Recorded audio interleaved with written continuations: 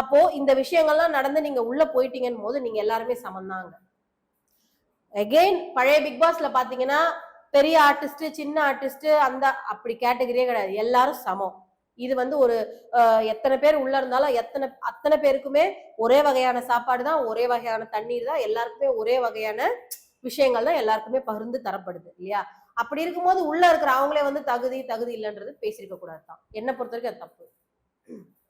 அவங்க பேசக்கூடாது. அது ஏன்னா இப்படியே ஸ்டாண்ட் எடுக்கிறீங்க, அப்படியே ஸ்டாண்ட் எடுக்கிறீங்க. ஏங்க அவங்க பேசக்கூடாது. விஜய் டிவியோட மோசமான ஸ்டாண்ட் உங்களோட ஸ்டாண்டா இருக்கு. நீங்க ஒத்துப்பீங்களா? இல்ல நீங்க ஒத்துப்பீங்களா இல்ல வந்து என்கிட்ட சண்டை போடுவீங்களா? இல்ல அவங்க காரணம் கேக்குறாங்க, நாமினேட் பண்றதுக்கு காரணம் கேக்குறாங்க. காரணத்தை சொல்லுங்க. அதான் சொல்றாங்க, தகுதி இல்லாத ஒரு நபர் கேக்குறாங்க. ஏன்னா நீங்க கலையரசனும் பாக்கும்போது கலையரசனும் வந்து அங்க உள்ள எதுவும் பெர்ஃபார்மன்ஸ். சரி, அப்ப விஜே பாருவோ இல்ல கெமியோ வந்து ஆதிரிய வந்து தகுதி இல்லைன்னு சொன்னா நீங்க ஒத்துப்பீங்களா? நான் கேக்குறேன். அவங்க பெர்ஃபார்மன்ஸ் பண்ணலாம், அவங்க தகுதி இல்லாதவங்க. அப்ப பெர்ஃபார்மன்ஸ்ன்ற வார்த்தை இப்ப எங்க இருந்து வந்தது? அப்ப பெர்ஃபார்மன்ஸ பாருங்க, ஏன் தகுதியை ஏன் பாக்குறீங்க? ஏங்க எங்க பெர்ஃபார்மன்ஸ் பண்றாங்க, கத்திட்டு மட்டும் தானே இருக்காங்க. அப்ப அத பண்ணுங்க. கத்தவே மாட்டேன்றா ஒருத்தன் கத்தியே கொல்றாங்க. அப்போ அத பண்ணுங்க. அப்போ நீங்க யாருன்னு வெளியில கொண்டு வாங்க. நான் அகைன் திரும்ப கனிக்கு வரேன். கனி அவர்கள் வந்து நல்லா சமைக்கிறாங்க, வெளியிலே நமக்கு தெரிஞ்சதுதான் நல்லா சமைப்பாங்க. வெளியில அனுப்புவோம், அப்புறம் சோறு யாருக்கு கிடைக்கும்? இல்லங்க, நல்ல வெளியில அவங்க சமைச்சாங்க, டைட்டில் வின்னர் எல்லாம் ஓகே தான்.